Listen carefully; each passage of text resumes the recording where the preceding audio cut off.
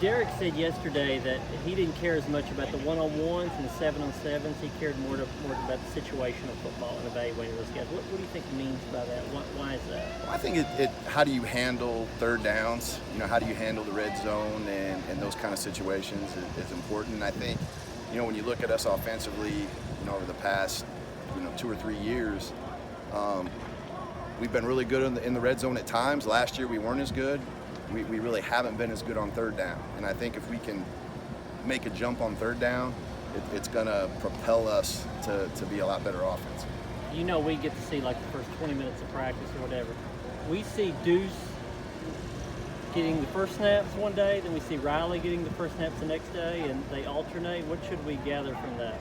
It's a battle right now. It really is. I mean, it's probably, in my career, as tight as a battle as I've seen. They're both doing really good things. They both have made plays and really, shined at times.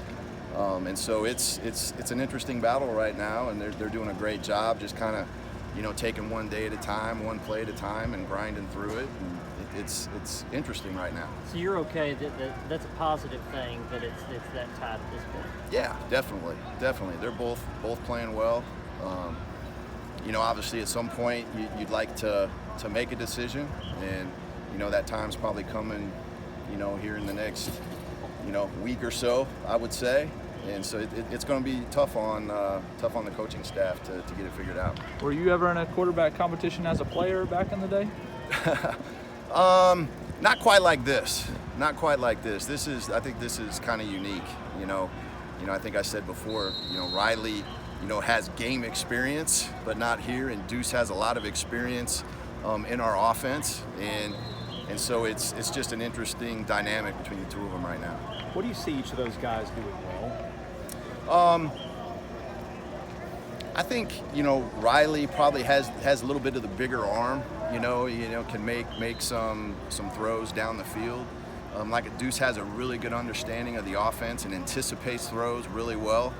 And just has a plan all the time about where he wants to go with the ball. And, Riley's rushed for over 1,000 yards in his career, at Ball State, so he can definitely take off and run when he needs to.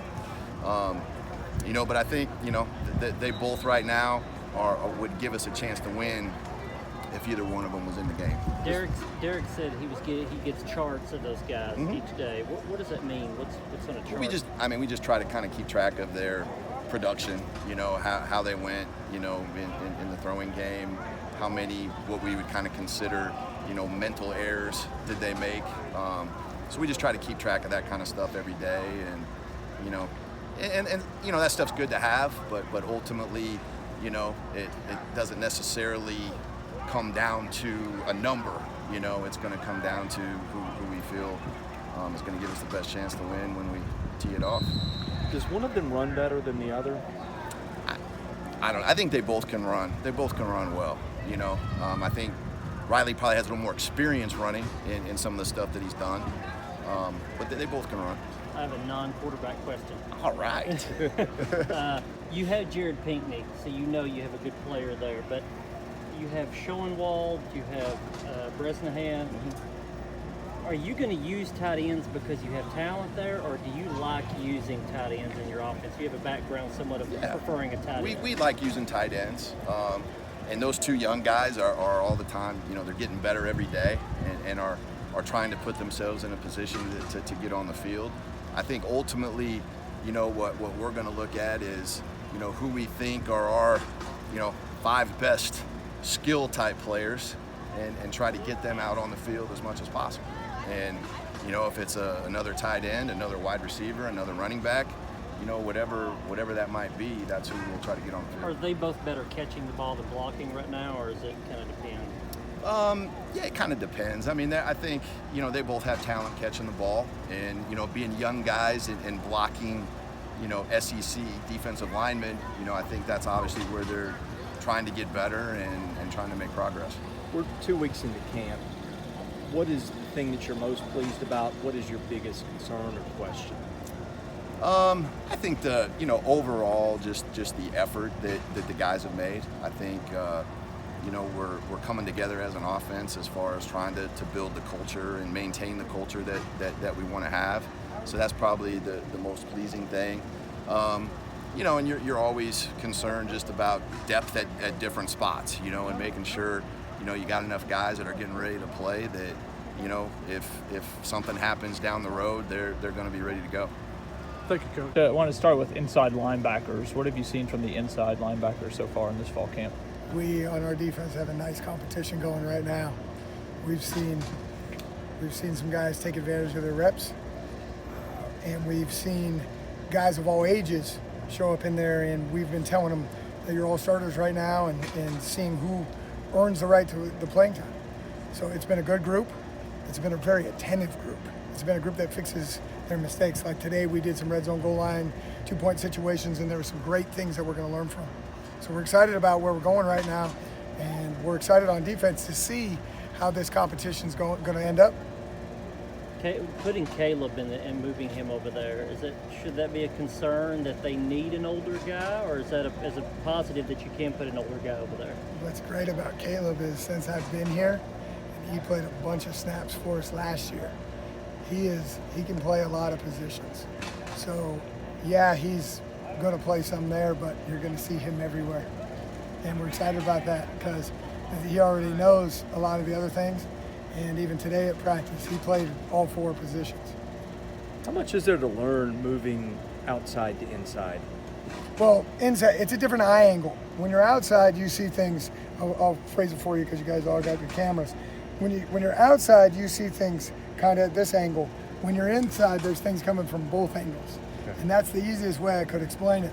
What's great about Caleb and some of the other guys is that they really train themselves. You have to be able to play with bend in your ankles, knees, and hips. We call it the 3 bends. And you have to be able to put your eyes through where we tell you. And the further you are off the ball, the more your eyes take you where you go before your feet. As a young player, Caleb wanted to go somewhere all the time really fast. Now, he's got enough experience to where he can go, oh, he's coming back over here. So the further you're off the ball, you have more time. And Caleb's really taking advantage of that. And so have our other young men. Coach said Caleb adds maturity to the room, that he said the younger guys, very skilled, a lot of ability, but they needed maturity. What does he mean by that? Do you know? Here's what I would say on all of our guys. And we have some guys that have played more than others. We have a lot of guys that have tasted Southeastern Conference football. And that's a good thing because they have a taste of it. They knew they had to strain more in the offseason, like I said many times to you guys last time I was up in front of you. But what Caleb brings is a 5th-year senior that's seen it all. Everything on this campus. I mean, that young man is such a talented person, both on and off the field. We can't say enough about him.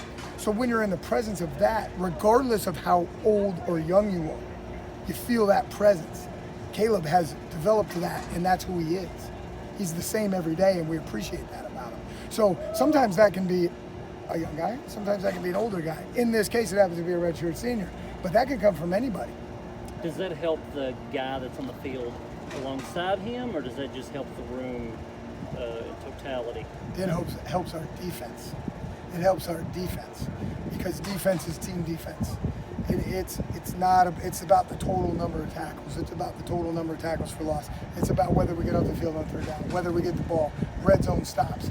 And that doesn't have to do with one player. That has to do with whatever 11 players are on the field. And the more guys you have that love their teammates and can play like that, the better you're going to be.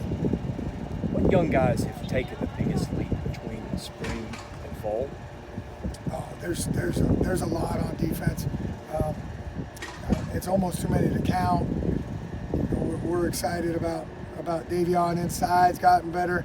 All our D linemen, Drew Birchmeyer and Tid have gotten better this week.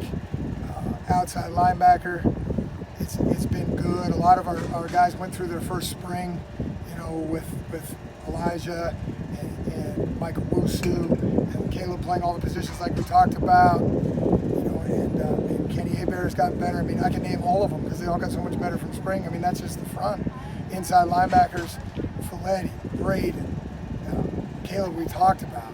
Alston Orgy. There's more. I mean, I'm leaving guys out. I'm sorry, guys. I don't mean to leave anybody out.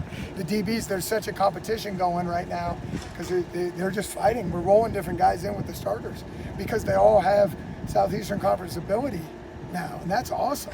So we're excited about that. So I'm sorry if I left anybody out. One more question. Thank you, Coach. What have you seen in the short time that those two guys do well? Well, similar to what we talked about last time, I think they are getting better fundamentally.